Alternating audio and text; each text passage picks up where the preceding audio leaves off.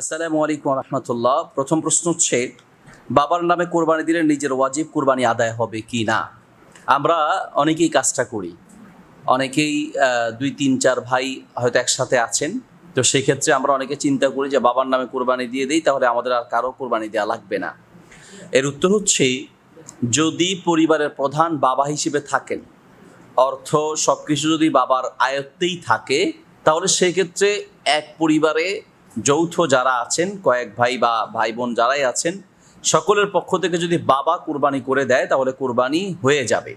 কিন্তু যদি ভাইয়েরা পৃথক পৃথক থাকেন আর সকলে বাবার দায়িত্বে না থাকেন, তাহলে বাবার পক্ষ থেকে কোরবানি দিলেও নিজের কোরবানি আদায় হবে না, কারণ সেক্ষেত্রে অর্থ বা আয় ব্যয় সব কিছু বাবার দায়িত্বে নেই। আর তাছাড়া ভাইয়েরা আলাদা আলাদা থাকে। তো এইসব ক্ষেত্রে হচ্ছে যে যার উপরে কোরবানি ওয়াজিব তার পক্ষ থেকেই কোরবানি দিতে হবে।